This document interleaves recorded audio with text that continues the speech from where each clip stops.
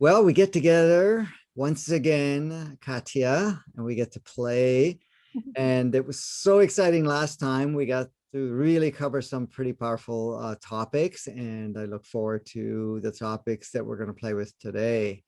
So it's always a pleasure because you ask the best questions and you have the best type of sharing too at the same time from your own experiences and everything else. And people highly appreciate having different inputs and things of that nature, and really bringing down to earth everything that's going on right now and having that deeper understanding so that we can really create some powerful shifts. I mean, I know that you've been really involved in noticing a lot of things that are going on the planet, in your own life, and the lives of the people that you work with, the lives of the people that you touch with the programs that you do and everything else that you're doing. And I know that you're just ramping things up. So welcome. I get to have some fun today. Thank you, Franco. Thank you. Thank you. It's great to be here. And I'm excited about what we're going to talk about today, as always. So let's see. So I tried to, I have a big list of questions, of things that, topics that, some of them we've chewed on together before. This one we've talked about before, and I know that you've talked about this or aspects of this on previous talks that you've done. But there's one nuance about this particular subject that I find, if people cannot wrap their heads around it, they completely lose the whole notion of even adopting it as a new concept. And that's what we're talking about is the moon. So Franco, you've been, oh my gosh, so instrumental in really bringing this idea forward that the inverted matrix was being broadcast by the moon, and that the moon is not what we think it is. So I don't know if we need to get into a lot of that now. If you think we should give like you could give like a preface as to the idea behind what happened to the moon and why it's not what we think it is, and now it's been decommissioned. But the question I really want to bring forward to try and bring some clarity to folks is the question that I always get asked first and foremost is, well, if it's true that the moon is no longer broadcasting this inverted matrix and it's not what I think it is with regards to doing moon ceremonies and having it influence my body, my hormones, everything in life, the questions that come up is, well, what about the tides? What about the planting cycles? What about all these details and how it affects our bodies and everything on the planet? So I'd love to dive into that together. Yeah, absolutely. That's a good topic. And I mean, we can really expand that or unpack it, as they call it. Regarding the moon, yes. I mean, just to give you a little background behind it, the moon was something that was brought in. It was not here in our solar system originally. Now, we have to understand there are adjustments that take place. There are planets that, are influenced different ways. We also have planets that we don't even see at this point because they're at a certain vibration. Some planets actually move in and out, like Nibiru and whatever else. And they all play a various purpose. Now, right now, we see what we see. Okay, so as I've mentioned before, and I'll just go through it again, I mean, planets are basically playgrounds. They're different video games of sorts, right? And it does host other players to come on. And for example, right now, it's the human, right? So I mean, the planet was retooled 15,000 years ago again. And when I say retooled, when a planet needs an upgrade or a planet has a different focus point. And when I say focus point, we're talking about brother, sister souls like ourselves that, take charge on constructing and making modification in different playgrounds. So It's not superior to us or anything like that because we're part of it and we are it in a sense. But there are aspects of ourselves or versions of ourselves that take on that role. Okay, and usually they have a certain skill set, and we can relate it to like an engineer will design a building. Then we have all different tradespeople. So it's the same thing in the soul world. As spirit, there are embodiments that focus on enhancing themselves to become prepared to be able to go around and kind of restructure and change the operating system of the various playgrounds. Now, if we start back, there weren't as many. Now, of course, we've added many, many. So you can look at even in our solar system, there are so many different planets, but then, that's not even a drop in a bucket when we compare to what the galaxy has to offer. And then, the different galaxies that exist within this universe and so forth. And it goes on and on. But let's bring it back locally. So 15,000 years ago, planet Earth was retooled, meaning that it was no longer required to support a particular life form. So what was it retooled from? It was retooled from what we call the Atlantean times. What were Atlantean? Atlanteans were beings that were, tuned to have a particular experience. Their focus point was, different than what we had here or what we are experiencing now. And they were a hybrid. They were a hybrid, a very interesting hybrid. It was a purposeful hybrid that they had selected. Um, and they played on planet Earth for quite some time.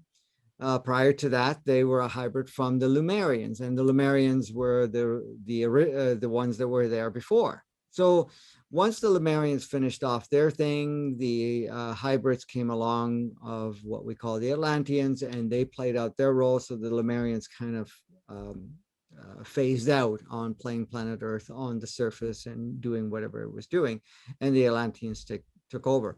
So the Atlanteans played out their role. They went down their path. They created a separation where they separated from spirit.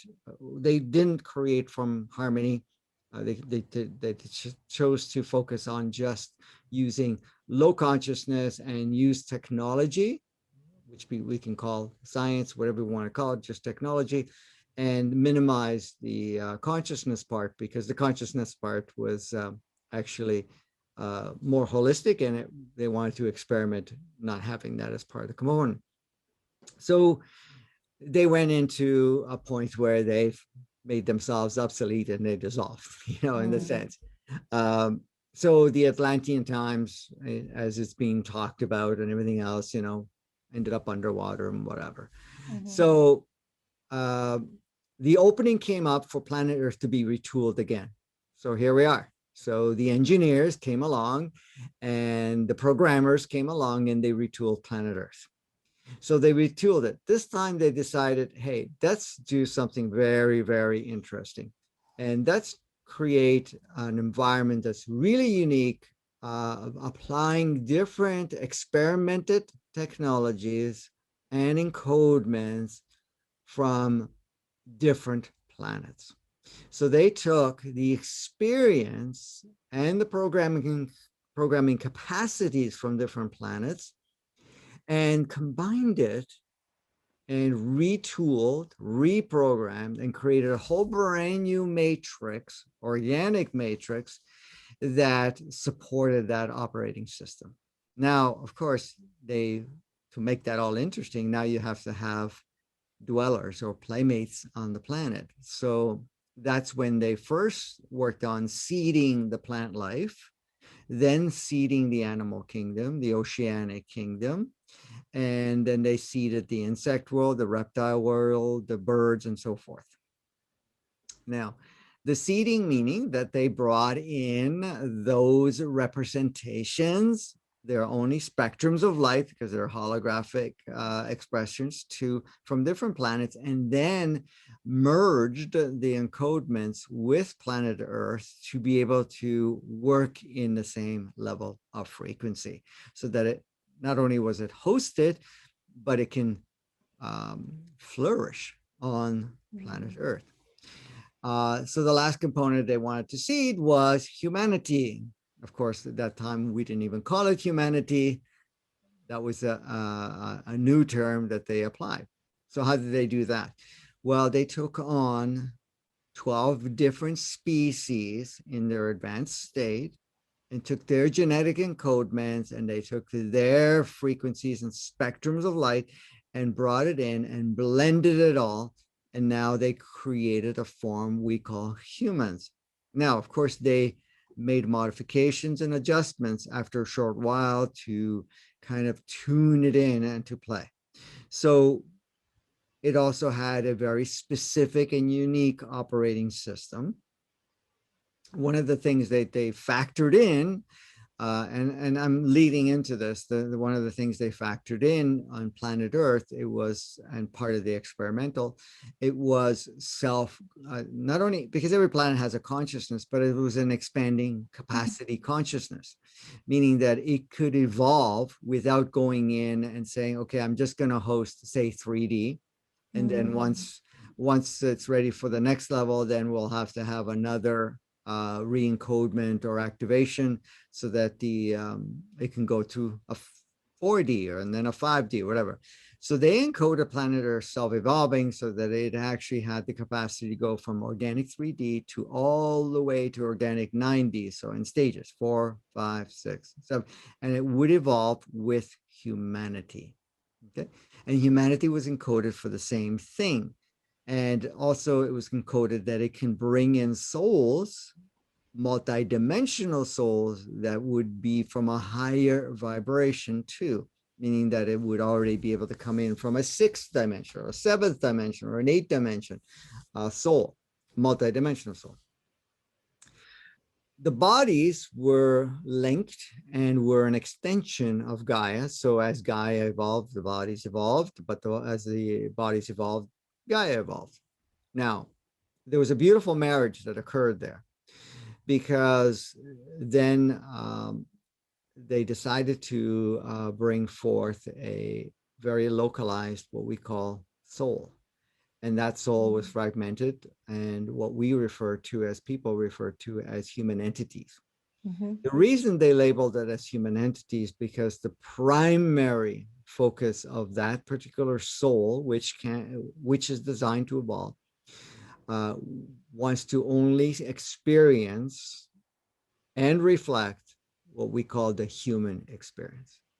So then it also decided, or it was decided, that the human entity was going to be the one localized form to be able to create a consistency and evolution. Because if you're talking about a multidimensional soul coming in, a lot of them, and especially in the beginning, none of them had the human experience ever. There was no such, because there was not even any such thing, but there was nothing to refer to. So they were bringing in multidimensional or other dimensional experiences, but would not know how to operate a physicality. It would have to go through a pretty intensive learning process. So the human entity would be able to work with it and kind of give it the rundown of how it is. It's like you going to another country and meeting somebody that lives there or has had a lot of experience there and giving you the ins and outs of how to live in that country. You know, what's the proper etiquette? How do we do things? How do people react or respond to different scenarios, situations, so forth. So you get okay, now I got a feel for it, right? So that you can actually be much more effective in playing. So Sounds all like of that, guide. I'm sorry? It sounds like a local guide. Yes, yes. Now, this is more than I've ever shared with anybody else, what I'm sharing right now with all of this details, okay? I've talked about things, but I've glossed over a lot of it, but now I've gone into more details and just to set the stage a little bit more in depth here. So that's how it was designed. So then the multidimensional souls that were coming in, they were coming in with different vibrational frequencies. They were coming in with different levels of consciousness. And then the marriage came along. So you have a body with its own consciousness, a human entity that has earthbound level of consciousness and works in the range of its true design, which is, you know, sharing the experience in third dimensional consciousness, pure organic third dimensional consciousness. It does not have access to the fourth, fifth, sixth. It would have to evolve accordingly. It does have the access to it, but it would not utilize it until things had evolved. So the codes were turned off. They weren't able to tap into it. But the multidimensional souls that were coming in, that a lot of people call souls, because that's the one we refer to the most. And a lot of times we call it the higher self also, in a sense. That one can come in at different frequencies. So then it would connect with the body, would connect with the human entity, and then kind of create a collective consciousness, which we call our overall consciousness. Okay. Okay. Personalized overall consciousness. Mm-hmm. Now, of course, we use the computer part as part of that overall consciousness. So what do we call that overall consciousness? We call it the mind. Okay. Okay. The mind is not localized in the sense of saying it's in your brain. It works with it, but it's not. The overall consciousness takes the consciousness that Gaia offers, the consciousness that the body offers, the human entity's consciousness, the soul's consciousness, and creates a overall consciousness that can actually relate and play with the human experience and be active in it in a very powerful way. Mm-hmm. How does the mind come into it, or the brain? I mean, the brain is a computer, very elaborate computer. It has a left brain and a right brain. The right brain is the intuitive part. It's the part that actually receives higher information from what the body shares, from what the human entity shares, from the multidimensional soul, and also what you can access to the third eye as other levels of consciousness that are coming from other souls that may not be on the planet, or some are, or maybe a lot of them are, and then others are from other sources. But at the same time, it takes all of that into the right brain and formulates an operating system, and then transmits it to the left brain. And the left brain is very crucial to take this field of what we call spectrum of light and information, and also take the energies and consciousness within the field, which is the field that we exist in and is us, and creates what looks like form. So we see ourselves as physical because the left brain interprets those codes and creates what we call realism. Does the body feel? No, the body does not feel. The body acknowledges a certain transmissional information, interprets it to a certain degree, and then sends it to the right brain, and the right brain processes it and then sends it to the left brain, and the left brain will give the instructions. We'll label that as pain today because of programming or whatever it is. And so the body says, okay, this sensation is pain, type of thing. And it does all of that. So I won't go any deeper into mechanics because I set the stage for that to get to the moon. Okay. So, but you can, my God, before you go there, I mean, I just want to acknowledge that's so important to recognize, that the body's not actually feeling pain, but it's receiving the information, the signals per se, and then it's just being registered or logged as, okay, we'll register this as pain, because it really ties into the idea that I know we've talked about before, Franco, of how important it is to be able to address things on the emotional, on the program belief level, because it's all tied into this fascinating, complicated, beautiful system that is just simply interpreting things and then projecting experiences of pain or discomfort or whatever. So I'm very happy that you brought that up. Not to Well, dissuade you from going back to the moon, but no, absolutely. I like that.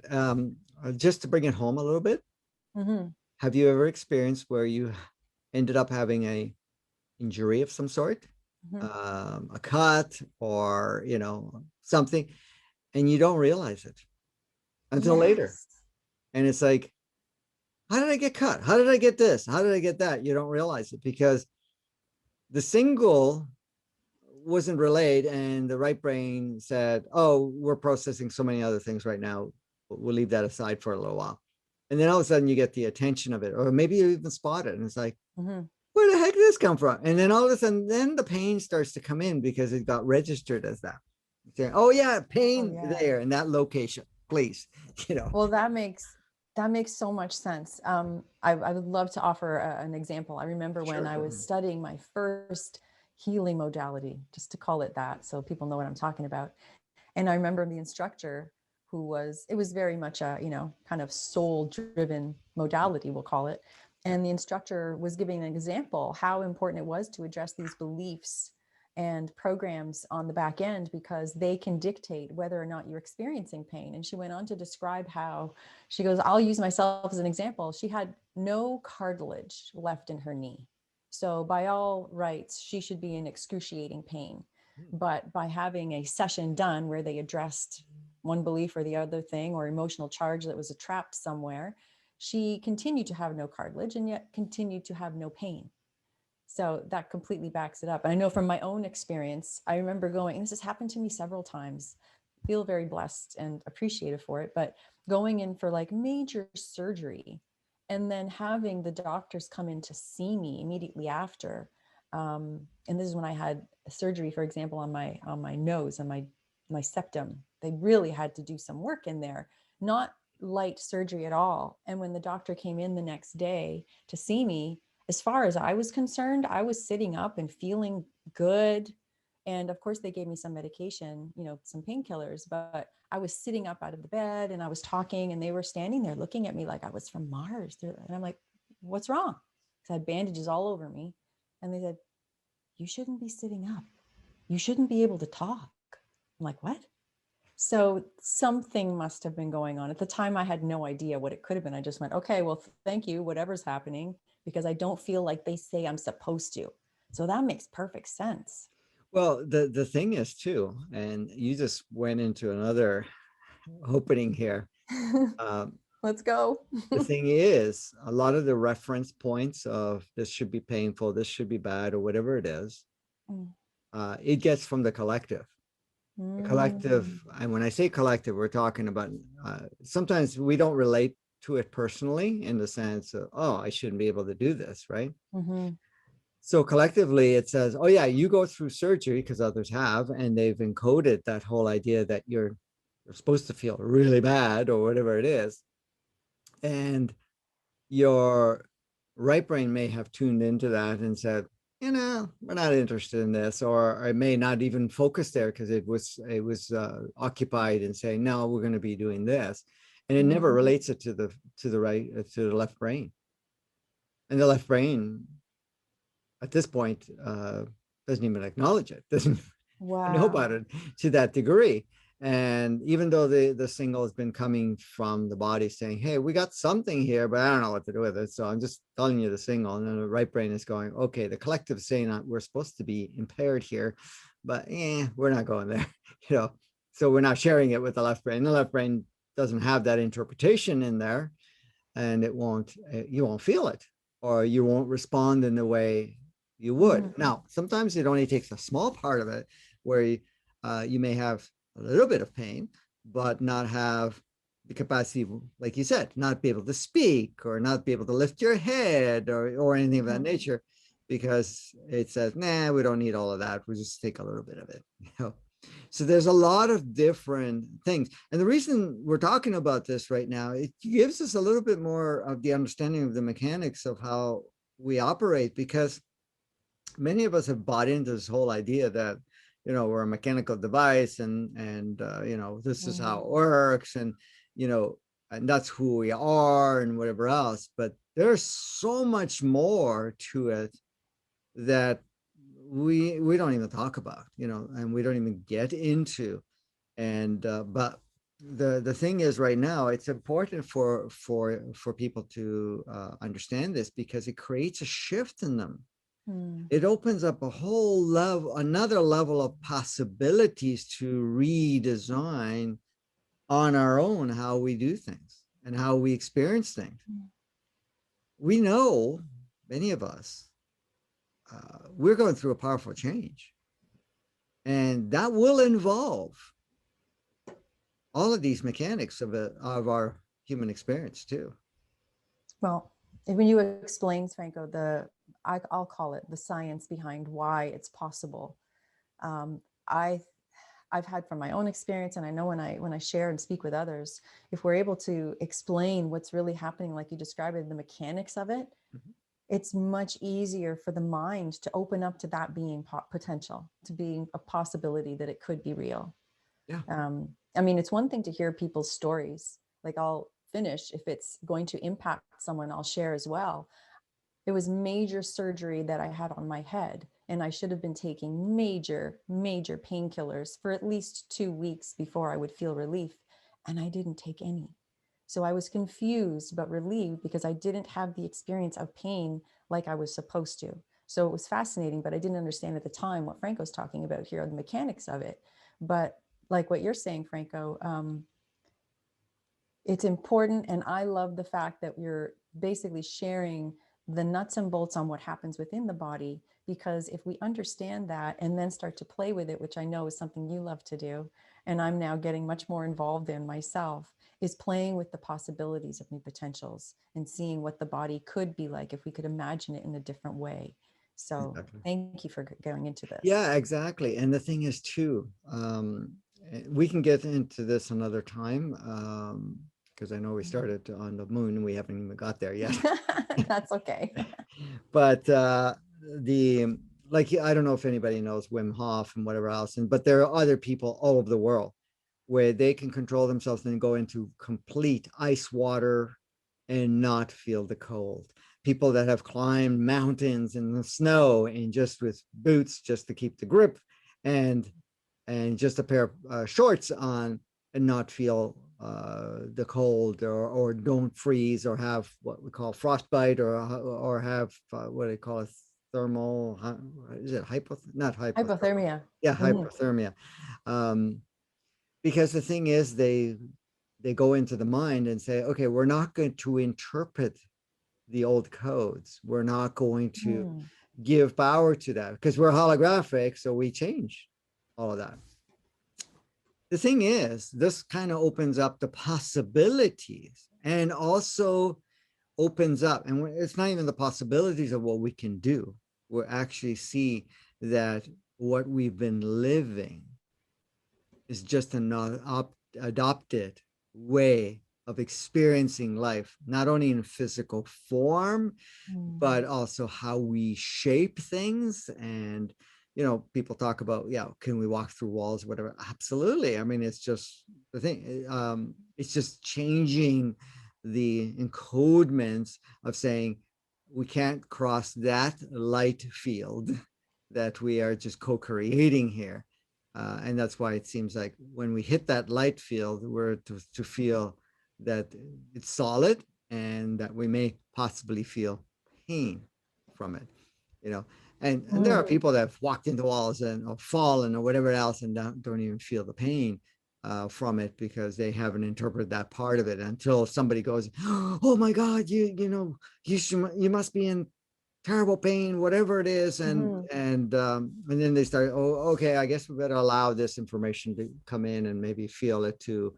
But I don't have a real reference. Okay, what does the collective say? Oh yeah, the collective says it needs to be like this. Okay, I like so that. we'll Mhm. tune up the dial to have that experience. Mm.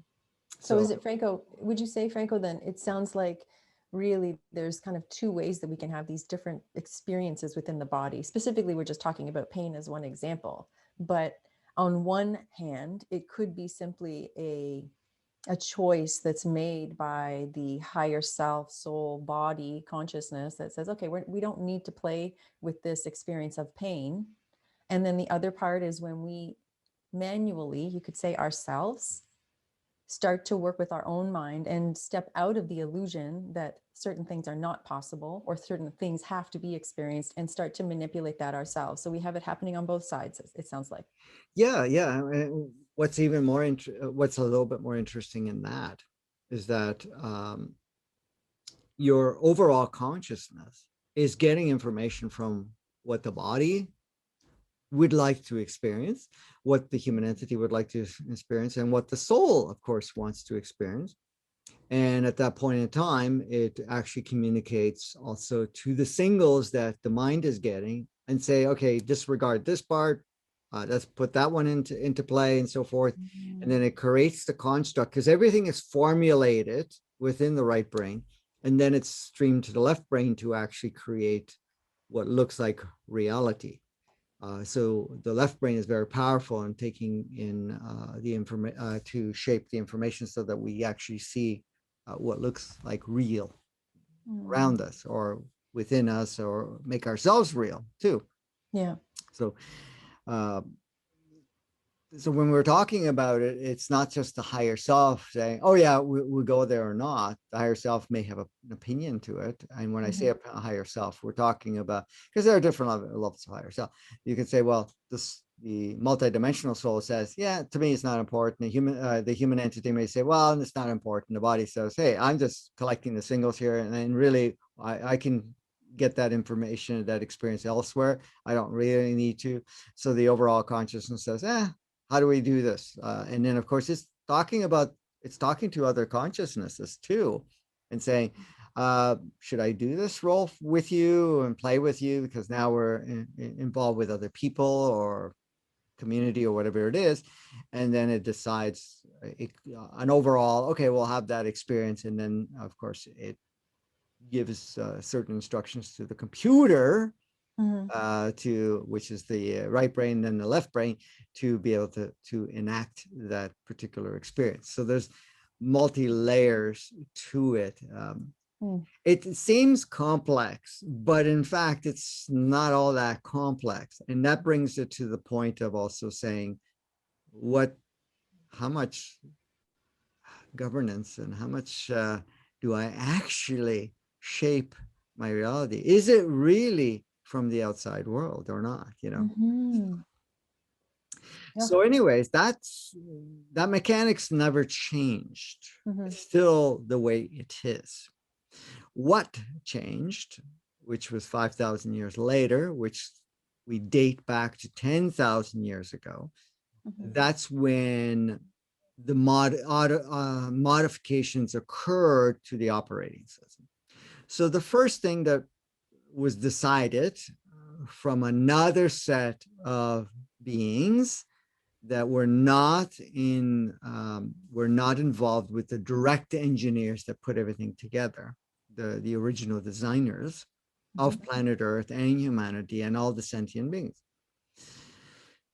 They came along. Of course, they have no rights to make any changes unless they get permission. And the permission is from all the different human forms that are on the planet, from all the different consciousnesses that are on the planet. So they came along and they offered an opportunity to experience things much more challenging,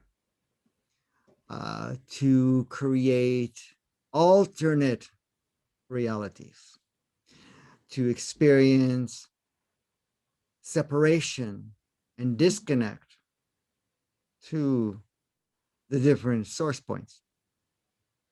So at that point, the introduction of polarity, separation, and isolation came into play. So to achieve that with an organic matrix, and the organic matrix itself is constantly evolving because it's tied into all the matrices in our solar system and the galaxy, or not all of them, but a good chunk of them. So whatever is being experienced and upgraded in the collective of what I say, other planets, then the online organic matrix would upgrade anyways. So it would be really hard to have a closed loop experience because it would not be supported. And then the organic matrix was tuned very higher vibration, and that would not support separation, invertedness. It would not support polarity in the sense of, the level we've been experiencing. So what they had to do is create what we call an inverted matrix. It was a superimposed matrix that was closed loop. That means it's not online. It can only be upgraded when the originators of the matrix software got in there and made the modification. Got it. It doesn't self-evolve.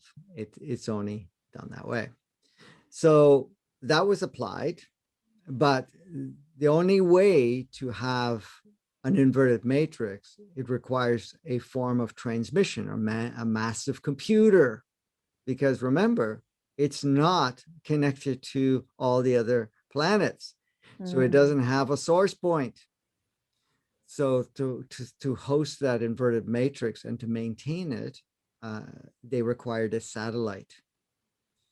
And that satellite is not what the satellites we use.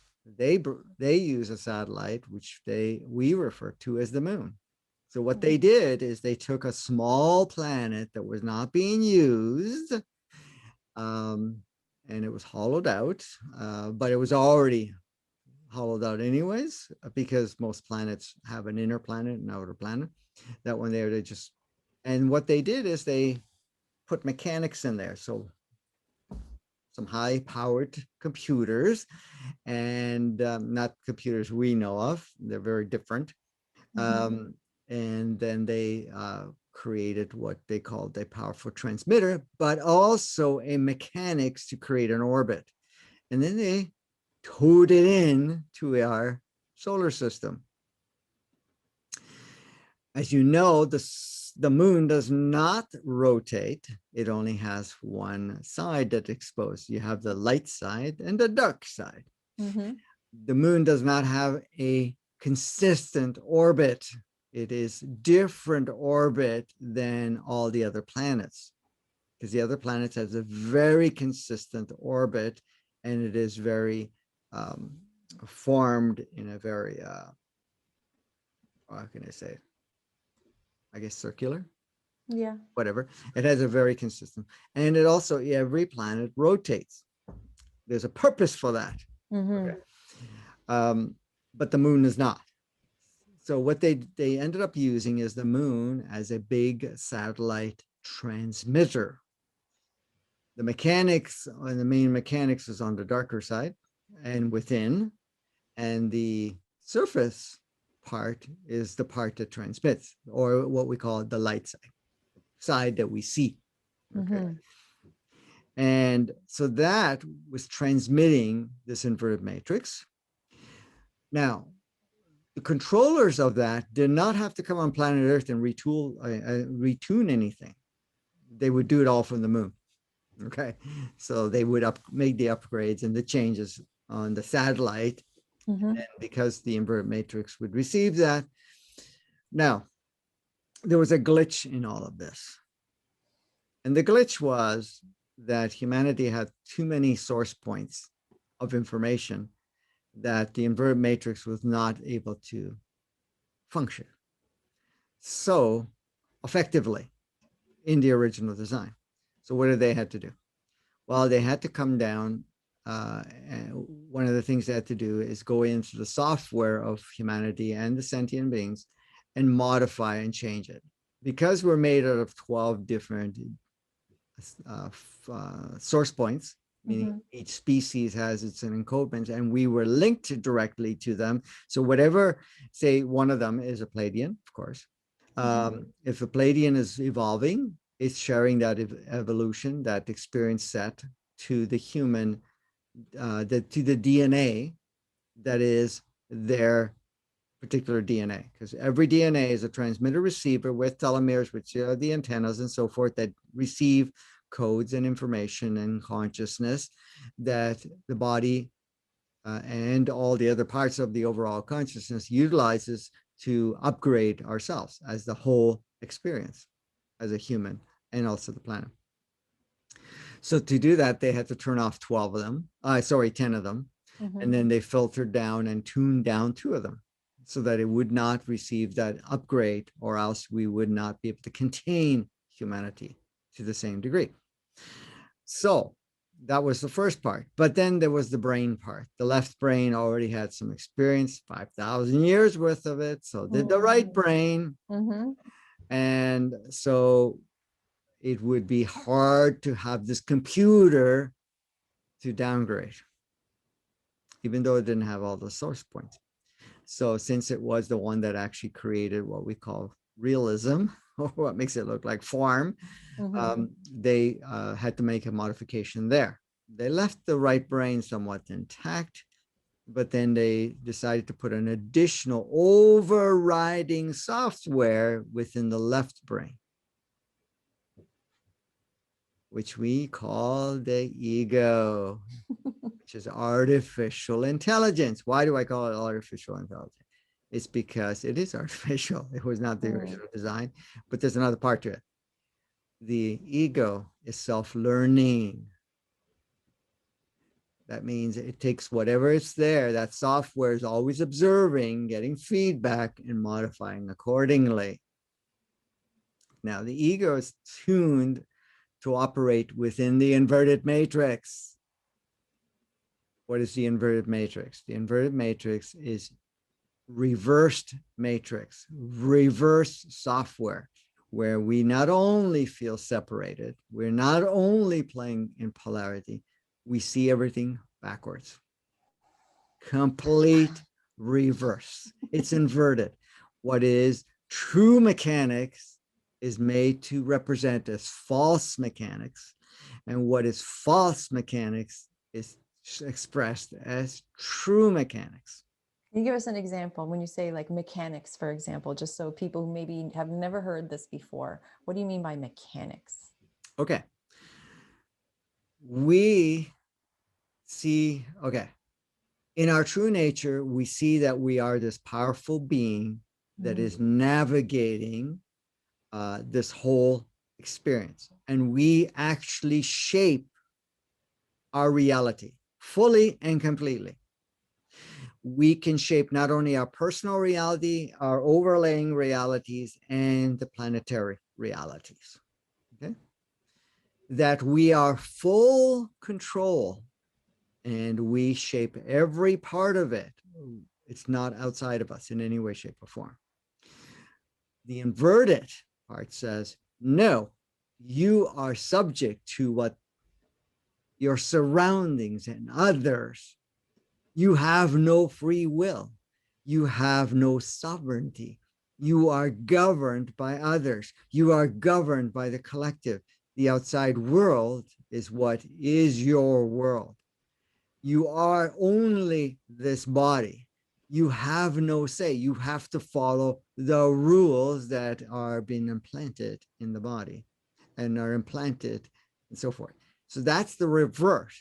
So from an empowered being to being a disempowered being, from being source itself to being just a physical form with certain mechanics that break it down, and we cannot change it, and we need outside influence to modify or upgrade or fix us or anything of that nature. That's just a small sample of that. The other part of the mechanics is that we are, dependent on, that there's codes that actually can change us, and we have no say in it, which we call viruses and things of that nature. That one of the other things of the mechanics is we're ageless.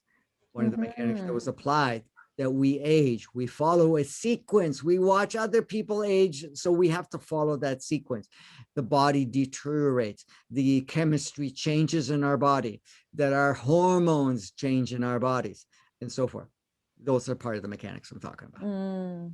Amazing. I don't, did you want to continue with something, or could I add a Oh, question go on ahead. this Go subject? ahead. Go Okay, ahead. because you're hitting on stuff that is so needed to be understood and spoken about. And anytime I have even the smallest conversation with someone about the fact that we are now stepping back into our more natural state, our more natural operating system, and what that means, I mean, I don't know a person that doesn't light up, because it's like, oh my God, finally freedom from all of what feels like just the things that we don't want to experience and have never really bought into, I think. So Franco, when we're talking about like the idea of needing outside sources or things to repair the body, as opposed to being able to self-repair, or not even having to go into the program of aging. And then you mentioned hormones. So this is something that I wanted to ask you about. How does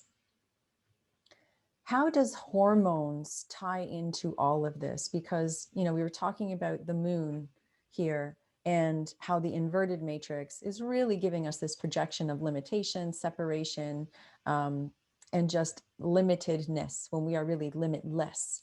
Then people will, the mind, when it starts to open up to these ideas, naturally comes up with all kinds of questions. And then the question comes up, well, what about hormones? You know, the hormones have been affected by the moon, and don't we need hormones? Or is it that the hormone system is not really going to be used in the same way as we move on in our own progression back into our natural state? Could you speak to that? Well, yes. I mean, the hormones are, again, used to shift our experiences as we choose to do so. The level of influence that hormones would have and the amount of variance it would create was not, is not its natural state. Okay. Hormones control us. And that was part of the inverted matrix. That was part of what the moon's role plays too. The moon does transmit what we call a field of magnetics also, that affects cycles and so forth. The level of its positioning, that means how much of it we see as a direct hit of that satellite, will affect how much influence it has. In the sense of, that's why sometimes when you have a full moon experience, or that you were getting direct hit from that inverted matrix, it also altered our hormones within our body, and also the cycle within our bodies, like the menstrual cycles or whatever it is. It also affected the moods, how we felt about ourselves and so forth. It shifted our focus point, meaning that you would maybe more critical at certain times. You can look at a full moon time and look at it yourself. You're now much more critical of yourself. Is it hormonal based? A small part, but it's actually the operating system gets stimulated a little bit more, which is basically the ego. So the ego is going to judge itself. You're going to look in the mirror, and now you're more judgmental of what you look like, for example. And then have a very powerful definition of what it looks like. It's like, oh man, I feel ugly today, or whatever. All that stuff. It also affects how we feel. It activates also the mechanics of what we refer as pain or discomfort and things of that nature. Do we have to have pain for our menstrual cycle? No, it was never there before. That was part of the inverted stuff.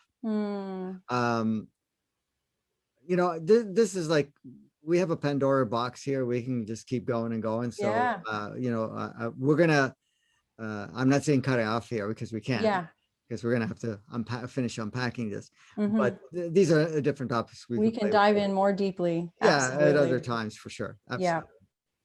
So,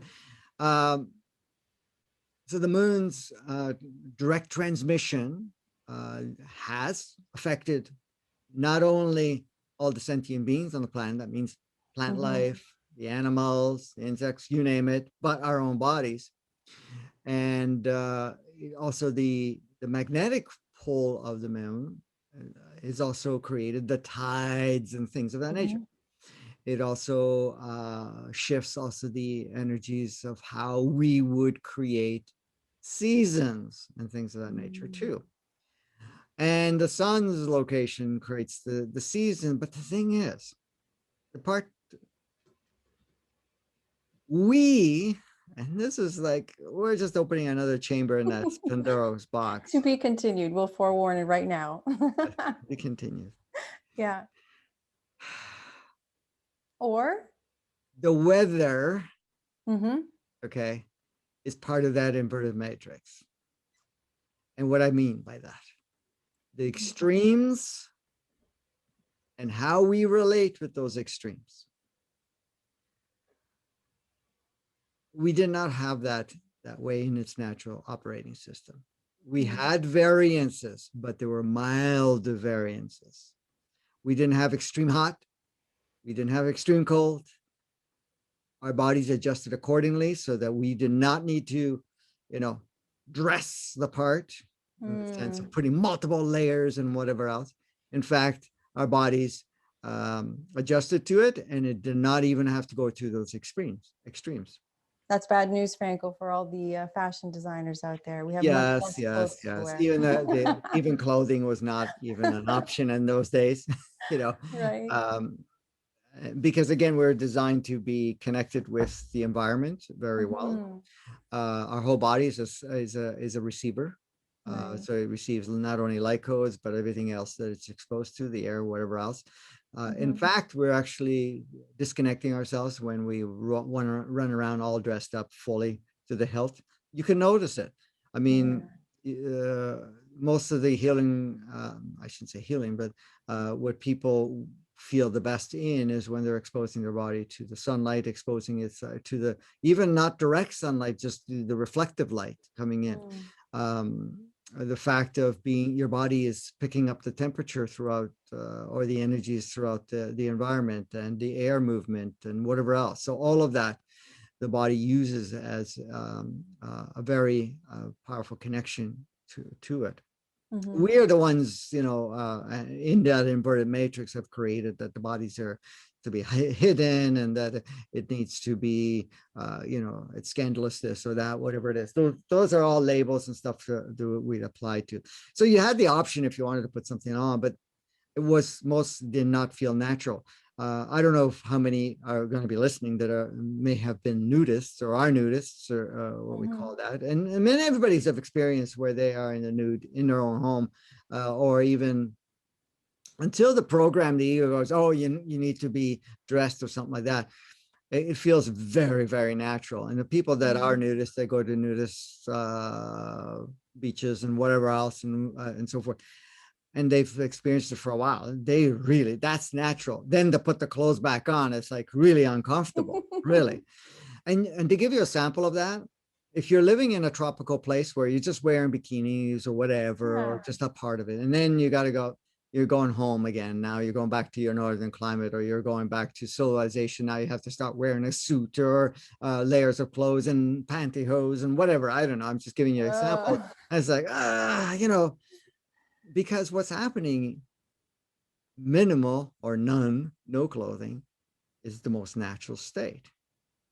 So but anyways, you can see too, Franco, and we'll just quickly maybe end with this, but it makes sense that this magnetic pull from the satellite, the moon, which was influencing the seasons, that suddenly made it, we had extreme temperatures. So walking around with no clothes on was not an option all the time. And then that reinforced, I'm sure, the programs of judgment and shame and all that stuff. So it makes perfect sense. Yeah, exactly. And it didn't mean that if you're in the South, you wore no clothes, and North, I mean, you wore clothes. No, it was consistent. Like, I mean, the temperature had a variance, but look at when the first wave of cold comes in, it really impacts us a little bit more intensely. But as the winter goes by, you get more and more accustomed to it. And unless you're locking yourself in the house all the time and you throw, you throw your system out of balance. But if you spend, look at the people that work in construction or work outside a lot. Mm. Or even if you spend a day outside and you come home, the house feels way overheated, because of the Yeah. fact your body's got adjusted to it, because our body adjusts to the environment. It's designed for that in its natural state. Yeah. We've kind of dwarfed it a lot because of all the things that we've done. So anyways, the inverted matrix was definitely directed by the moon and whatever else, and so forth. Um, it was it has impacted very much so even the growing cycles or the seasons and all of Mm. that stuff. So a lot of people, relate to, oh, the moon has to be in a certain position for time for planting Mm-hmm. or time for harvesting or, whatever, Yep. different things. That never existed before. You put a seed in, you put water in, blah, blah, blah, it's done. It grows all year round, whatever time. Right. We did not have that. Even the plant life, you could grow fruits anywhere on the planet. It didn't have to The be dream of so localized. many. Yeah. Yeah, and it didn't need a greenhouse because Mm-hmm. the plants itself, in its natural sentient state, would adjust itself to the climate. Now, of course, there's going to be probably slight, I shouldn't say probably, there is different variances of the fruits, for example. I'm just using that as an example in different parts of the world Mm-hmm. because of the energies in that area, because of the maybe the variance in temperature and whatever else. So it would adjust accordingly. Mm-hmm. Can you go draw something tropical? Yes, it may be slightly different variants to accustom to that area, but there wouldn't be any shortage. Do we have to transport, papaya from someplace or kiwis from somewhere else? No, you would be able to have that accessible any part of the world. Okay, Mm. so the thing about the ice and whatever else in the Arctic and whatever else. Uh, there was a certain consistency. The amount of ice that we've had was not there before. That was again all part of that inverted matrix. So some of Mm-hmm. the what people call climate changing is basically it's altering accordingly. And this whole idea that we're going to destroy because the temperature goes up or anything like that. First of all, it's not has nothing to do with the man-made stuff. It plays such a minuscule role. It doesn't. Yes, are we contaminating it? Yes, under that operating system, that's true. But the variance in temperature is basically not the case. And there's more to that. And I'm not even going to open that Pandora's box because there's even more to that. Not today. So um,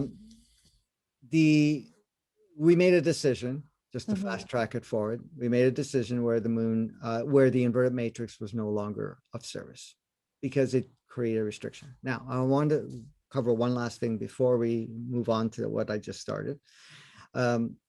With that all inverted matrix stuff that we were experiencing, Mm-hmm. okay, we actually went from the capacities to live pure organic 3D and go into 4D and 5D and so forth up to 9D was not accessible when the inverted stuff came in. Not only that, we also weren't able to actually stay in organic 3D. Mm. So the invertedness was so prevalent that we stepped into what we call inverted 3D. So we're living a version of 3D where everything's backwards. And that's what we've been living. And then we went to the next level, which was 2D. And the difference is 2D, you see everything as existing hardcore mechanics, and you have no reference point to anything outside of that. So you're basically, I am a physicality and I have this sequence and that is it. Mm-hmm. We refer to anything outside of that as either magic or some witchcraft or something of that nature because it's not open to any of that and it's not even possible. So in fact, they don't see any possibilities. That's in the inverted 2D state. Yeah. Inverted 3D will accept a certain part of it, but it also has the reverse. So to put in levels of controls, then of course, this illusionary government came in, illusionary religions came in, and no, there are no religions that are pure spirit source essence. Mm. They have pieces in it, yes, absolutely, uh, because they applied that in, and that's kind of the carrot to keep you in there. Mm-hmm. But it's all constructed, all in the inverted matrix. So every single system that you see in the world, every government, every educational system, every health, every monetary system, every governmental system, including religions and so forth, and also this whole idea of borders and the idea that cultures and things of that nature, they're all construct of the inverted matrix. That is what we are unraveling ourselves from. Now, Mm-hmm. let's move forward. Since I already broke my my time of how long we were going to make this podcast, um, maybe it's Yeah. A lofty goal. a lofty goal that is not acceptable or possible. Everything's possible, of course, but Yeah. you know, the thing is, when we start playing and stuff like that, we end up unpacking more and more. But anyways, Yeah, they're big subjects. They're big, but they are we can and we will. I'm already making notes of things that we can go deeper on later. okay. So don't worry, I will not lose the thread. Okay. Okay. So, You left off at religion and how we're moving away from not just yes, religion, but all the yes, systems and structures. yes. So, Hmm. what we decided a while back was to step out of the inverted matrix. We came Hmm. to the point where it was a collective agreement, not only the collective in our on the on the planet here, the collective from our solar system and within the quadrant of our galaxy, saying, okay, that was a nice ride, that was an interesting play. We need to continue to evolve because this is time to move on.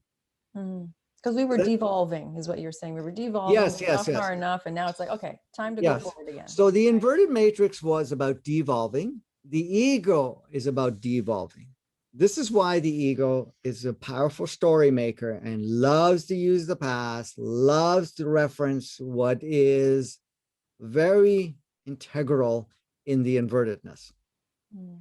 Gives power to the fact I'm better than them, or they're not better than them. I'm good enough, or I'm not good enough, or the fact of saying, you know, there's right, there's wrong, there's good, there's bad, there's light, there's dark, there's this, there's that, and creates constructs around that. Hmm. That the fact that we are this physicality, you are this experience, you are your history, you are your parents, you are your environment, you are all of that. So it minimized everything to that, Hmm. and has done a great job. And then anytime we try to break out of that, it actually created a fragmentation of itself. So that means it plays more than one role. Hmm. I used to call it for fun schizophrenic ego. So it goes from ego to schizophrenic ego, and it has many personalities. And many of us have related to the many personalities. It will tell you to Hmm. do one thing, and then it'll tell you to do something else. But not only that, while you're doing what it told you to do, it's bashing you for not doing such a good job, or that you failed, or you made a mistake.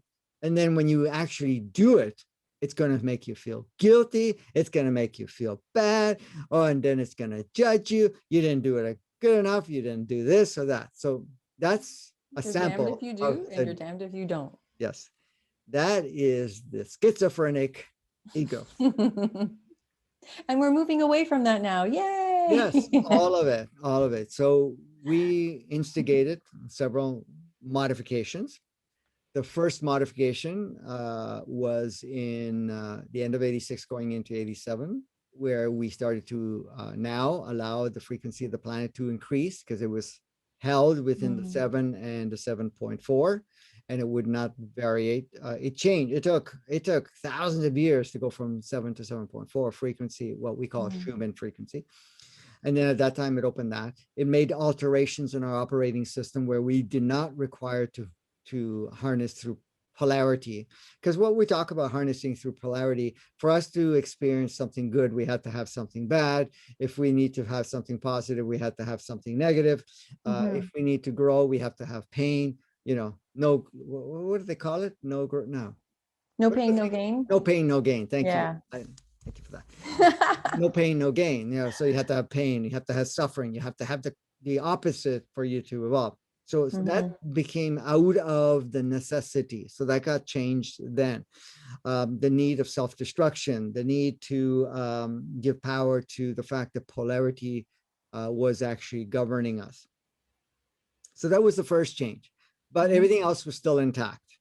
And then 2012 came in. That was the next phase. 2012 going into 2013, because it was at the end of 2012 going into 2013.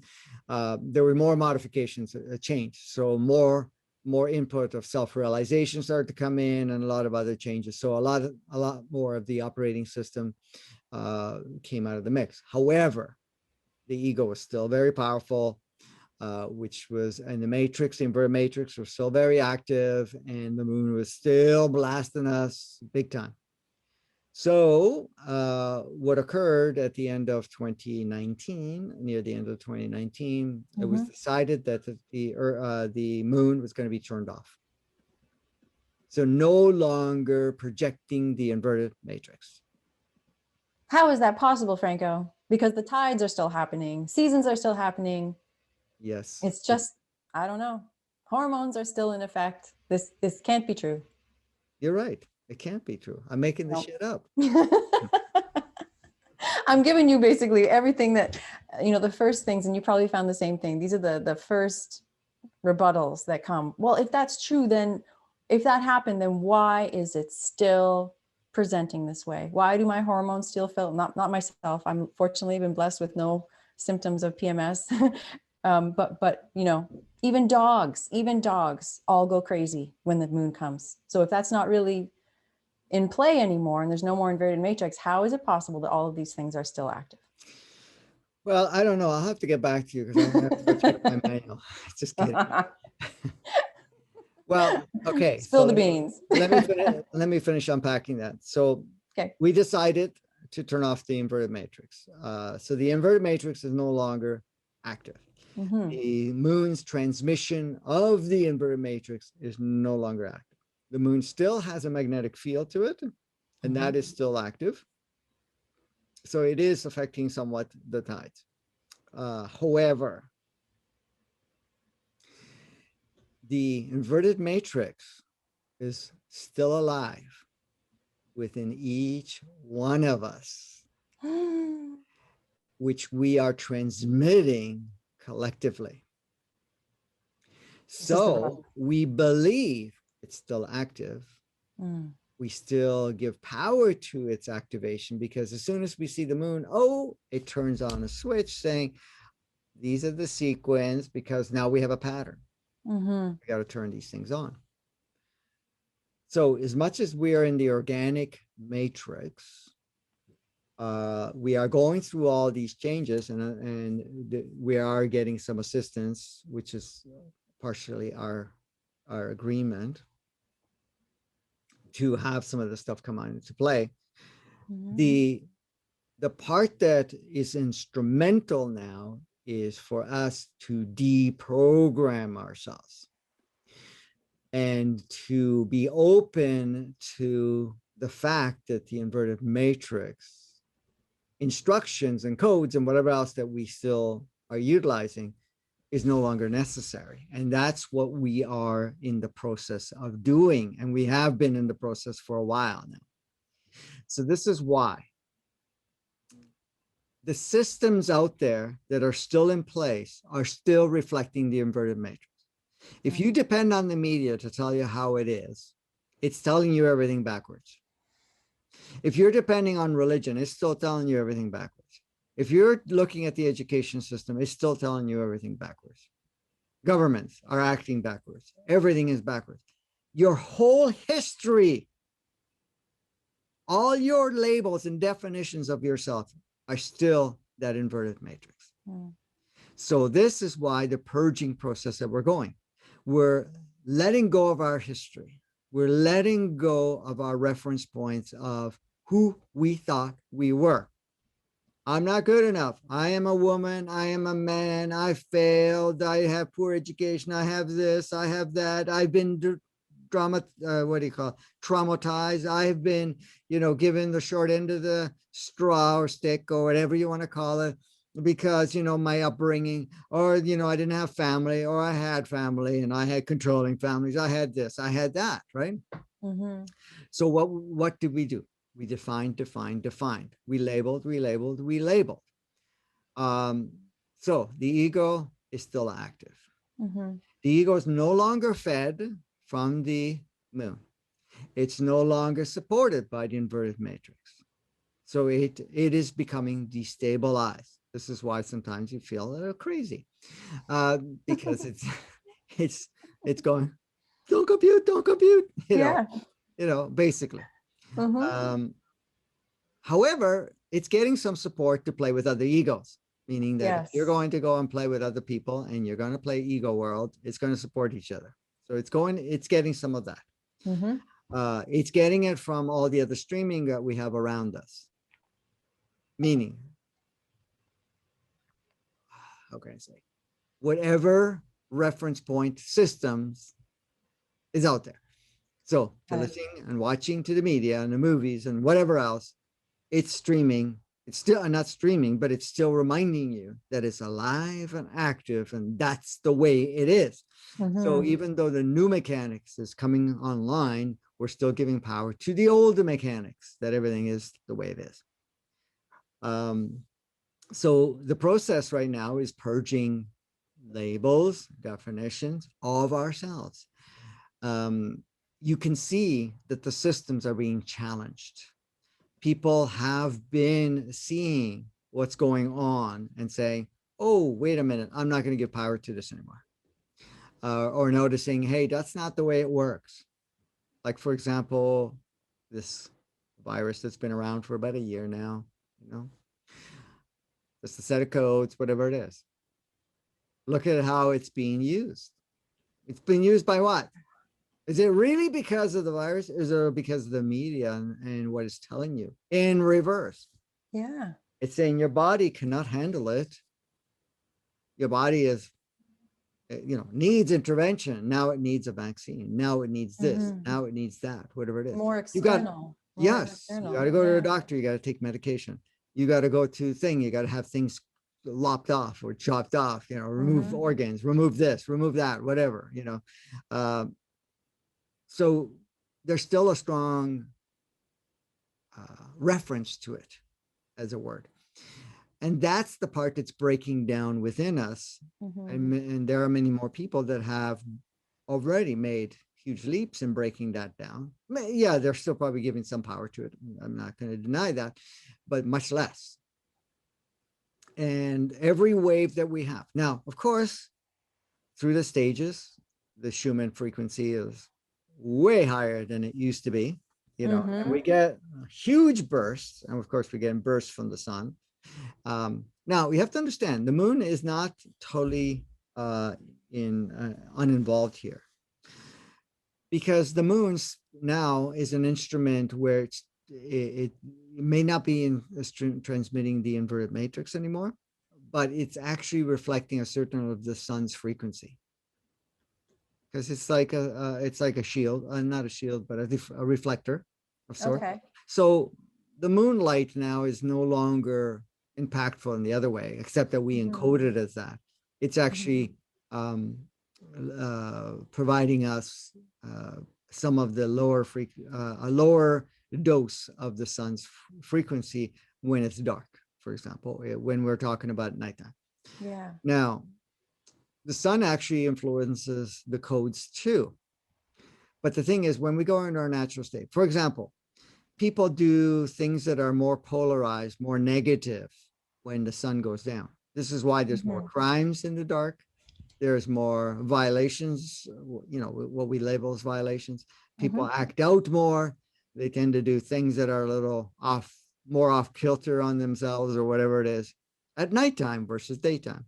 Yeah. because the sun itself actually stimulates more of your higher vibration, where you're not going to put more Mm, attention to that.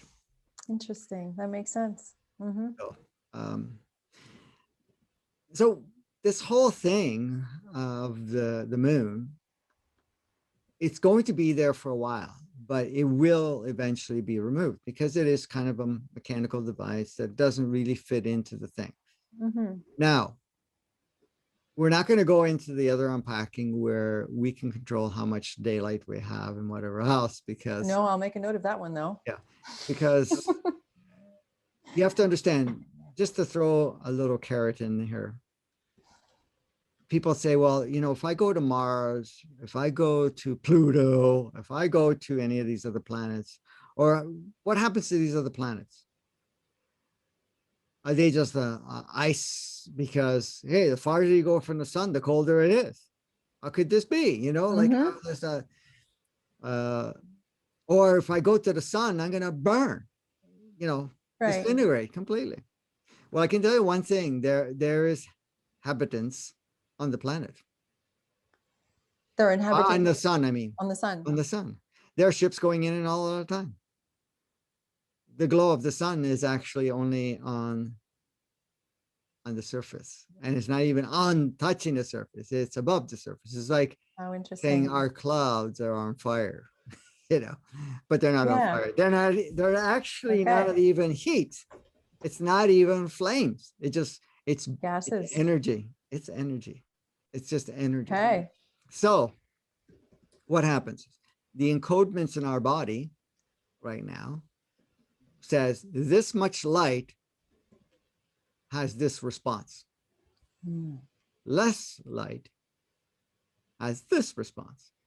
So if I go, the sun is the only heat source. That's just the programming. In fact, that was emphasized by the invert matrix, which basically we're going to Mm. realize that hot and cold doesn't actually exist. So if you go on Pluto, which is the furthest planet that we see, because there's more, but we don't see them. We get a glimpse of it sometimes, but we're Mm-hmm. not going to even unpack that one. But anyways, if we're looking at Pluto and say, well, I can go to Pluto, if your codes don't say that it's going to be a complete ice, whatever, you're going to be perfectly comfortable there, and that you will use the energy there, so you don't need a specific type of air, whatever.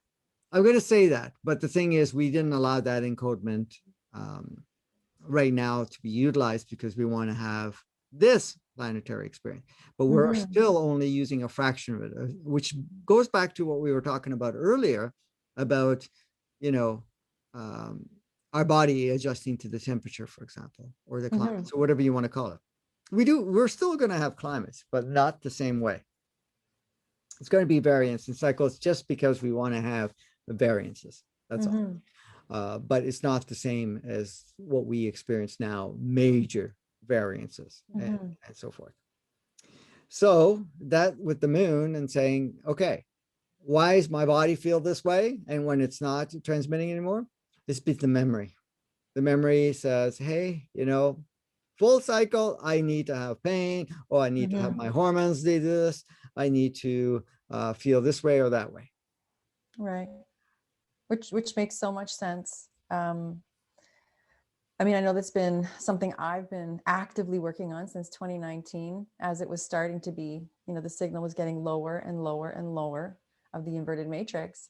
And it was very interesting. I could still notice the habit, really, of going back to anticipating higher energy around the moon cycle. Mhm. And I was doing a lot of, we were doing work and activities that happened to be falling right along some of the moon alignments. So it became very obvious, like, oh, I don't have to give attention to that anymore. Oh, it doesn't necessarily mean that my hormones have to get out of whack or that I have to feel agitated.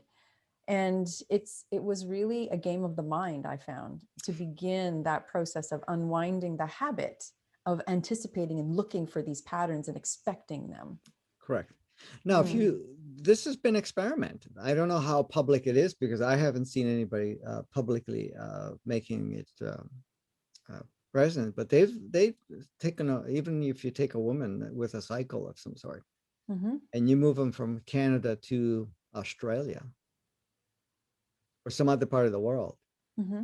uh, after a while, it changes. The cycle changes. It's still the same. You still will have your 30-day cycle thing, but it changes the sequence of it. So it adjusts to that area, and also how your body feels, Mm-hmm. because they're opposite. For example, they're winters when we have summer, and vice versa, right? Your body adjusts to it because it takes the collective codes that are in there and the memories of everybody else and adjusts. For example, you can see another example. You put a household with women. Mm-hmm. After a while, what happens? They all get synchronized. All their cycles synchronize. Yeah. And you go, how is that possible? Wait, no, no, no, that's not possible. How could it be? I mean, I was like 15 days before you, whatever it is, it's the same thing. You can move from one part of the world in the same, it synchronizes to the area. And then if you put them in a cluster, it synchronizes, and it's going to seem like it goes off while it's going through the adjustment, but it just, I'm just giving you one particular Mm-hmm. example, right?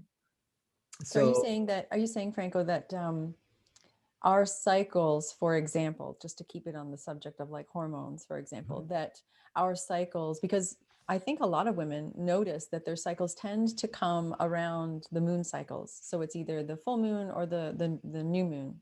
So are you saying that now that the moon is no longer broadcasting the inverted matrix signal, that our bodies, because I'm starting to notice this already with myself and others, that our bodies are now going to detach themselves from that pattern behavior of always getting a period, for example, every full moon, mhm. or the hormones maybe going up or dropping or shifting at certain times of the month, let's say? Yeah. Okay, because this is a part I'm so excited about. And I love learning more and practicing more about this and being really open to the idea that this is what's happening. I work with a hormone specialist and also speak with many other women and have clients that are, when I ask them, I said, has anybody had a regular period in the last 6 months? And everybody's like, no. Like, okay, great, fantastic. And so we think it's normal. I mean, the habit or the tendency would be to think that something is wrong with us. I know my hormones are just like all over, just doing all kinds of interesting things. I use the thyroid medication, and even that, my body's like, okay, let's bring it down. We don't need so much. Mhm. All kinds of things are changing. And the natural tendency is to get fearful because of what we're programmed to believe through media and the medical system, etc. That, oh my God, something must be wrong with me. I must be getting sick. Or maybe it's something bad is happening to my blood, to my ovaries, or whatever. And of course, things happen, but it seems like the bigger picture is actually our bodies. And you and I have talked about this in depth a couple times, but our bodies are now starting to try and go back to a rhythm that feels more natural. How would you explain that? Yes, exactly, exactly, Mm-hmm. and that's the thing is, as is changing, that's why our cycle, and even because there's a dance that happens with our bodies, our Mm-hmm. state, our energy, how we feel, and so forth, does regulate our hormones, does regulate our cycle. For example, if somebody has something traumatic, their cycle changes. I've They're going to seen that. have it Yeah. way earlier or something of that nature. Or if they're going through some emotional stuff, they have it 45, 50 days later or something of that nature, or they may skip one or something of that nature. What happens? Yeah. You say, well, if it only followed that, um, and now, like you made a good point there when you're talking to other women, that the consistency has changed because of the Oh, fact yeah. that now it's not so powerfully governed because we're not paying attention to it. They've also noticed that, how can I say it? If you're isolated, specifically now, if you're isolated to your time, meaning time, per se, saying today's this day or that day, whatever it is. If you're isolated, you put into a space or whatever it is that you have no idea if it's daytime, nighttime, and so forth. Mm, You will notice the pattern of the body changes.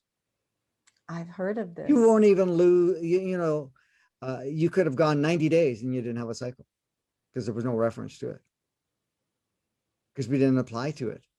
And it's like, Mm. oh, you've been there 90 days. And they may have felt that it was only 30 days or whatever, right? Or 10 days. Because even that's scrambling because we actually control the time because time doesn't exist. It's a frequency of change. That's all it is. So, anyways. That's a whole other topic. I'm putting Oh, that one yeah, yeah, down. yeah. So But hopefully I covered enough on the moon thing. So I think so. it's there. It because we're not ready. I mean, could you imagine right now? All of a sudden, uh, uh, a planetary tow truck came along, hooked up to the moon, and pulled it away, No. which is kind of what's going to happen, anyways. But Yeah. can you imagine where people would freak out? It's like, oh Yeah. my God, the world's gonna end. I mean, the moon's not there anymore. We don't know what. So the thing is, until we get to the point where uh, we're okay at being there or not there, then it'll be removed. That's it. Oh, You you know, know because what? No, no, please go ahead. yeah, so it'll be removed and whatever. And this is why some of the changes right now, even what we talked about today, Mhm. the people are not always going to be that receptive to that of what we talked about. And what do I mean by that? It's too much for them to compute. But the thing Mhm. is, the seed is planted. It's going to germinate in them, and they're going to notice that we're going. But the reception. I mean, I've been doing this for a long time, 36 years now. Okay, what people used to be open to 36 years ago, 30 years ago, 20 years ago, 15 years ago, 5 years ago have changed. What people are open to now Mhm. in comparison. I'm not saying everybody, but a lot more people. Mhm. I've seen tremendous amount of people. Even the men have come on board. Because I remember when I used to do these things, it was mainly always women. I hardly ever saw men, We're more especially the. open-minded. Yes, of course you are. Um, But you're right. But you're right. I've seen that too. People that, and you see this in family members, and you see it with like a lot of people that are perhaps even closer to us. We can gauge the response better. mhm, But people that used to be so really not willing to hear any kind of alternative explanations for what's happening are now, you can see they may not be willing to adopt it, but there's something being processed in the mind. So I love the fact that we're able to have these discussions that for many people may sound completely ludicrous, mhm. but at the same time, it's planting those seeds, Exactly. planting those seeds. Exactly. Exactly. Yeah. And the thing is, now you see, the ratios have, changed dramatically because there's a way more. I mean, there's more, usually an equal, either men and women. Yeah. Sometimes a little bit more men, sometimes a little bit more women, but the variance is very minimal. And I've seen it with retreats, I've seen it with workshops and so forth. Mm-hmm. Um, and it depended on the topics. I mean, I've done workshops where it talked more about the mechanics of the human thing, and then you would see more men than women. But that was more because it had to be with the mechanics of Yeah, that's how can I take advantage of the game of life, exactly. Yes. the business world, the Mm-hmm. the other world, that they related, and that was it. But in general, when we're talking about knowing thyself, knowing their true essence, exploring in those realms, it was originally the women. But and now, even the stuff I'm talking about now, I've never talked about this stuff before.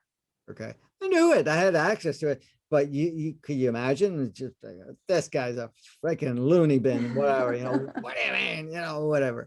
But But it's so important now. it is, it I is, mean, it is. even talking about like the moon, for example, which is what we talked about a lot today, and the origin story really of the moon and how that all happened. it really brings me back to like, why go to the extreme of telling these kinds of stories or painting this picture, is because it goes back to kind of what we talked about a couple episodes before, which is bringing the focus onto that core elemental truth is what allows everything in front of it to dissolve. Mhm. So yeah, I'm so happy we talked about this topic today. I'm really glad, because it feels like it's one more of those subjects that there's so much tied to it, whether it's rituals, whether it's our bodily functions, whether it's just the fact that it's out there every day, and our ways of farming, our ways of everything, and the tides. It's so in our face that if that structure, that idea is challenged, and then perhaps the mind opens a little bit to what it could really be all about, that opens the door to so many other things being considered and maybe adopted as Exactly. untrue and true. So this has been so Exactly. powerful. Exactly. And this is the thing, what we're going through now is looking at all the things that were just adopted as an idea and as a way of life and whatever else, and unraveling that and purging all of that stuff, and then bringing in completely, our true more essence of what we can and we do create, and what really how it all operates, rather than that other construct that we've adopted at one point or another. So this is the thing. It's Mhm. people say, well, I'm waiting for the new world. Well, the new world is within you, but that new world has to be unpacked. And how do we unpack it? We have to clear out all the other stuff that we're talking about, the stuff that we've made real in that Mhm. inverted world. And this is the thing. It's like, and there's also invested interest in that old world, because of the fact that if that's all I know, I spent all my time here. I made that so real. Now you're telling me it's not. you know Yeah. well, Yeah. the bottom line is nothing is real, but at the same time, that is not your true design, and that's not what you've come here to maintain throughout the whole duration. Some people, yes, and Mhm. many of us have come and gone at different points, and said, okay, that's all we're going to do this time. But this time, if you're here and you're wanting to be here at this point, it's because you want to be part of that whole unraveling of that stuff that doesn't work, that it really doesn't serve us anymore, because we're done with that inverted world. It's outdated. You know, Yeah. and It I, and I just, know I know it's for some people, and I'm gonna stop after that because you're gonna wrap up. Um, is that what people are challenged, and I'm sure you're gonna run into that, and you probably have, is that as we're unraveling all of this, that what is really real seems so far-fetched, and mhm. but a part of them knows that it's real. Yeah.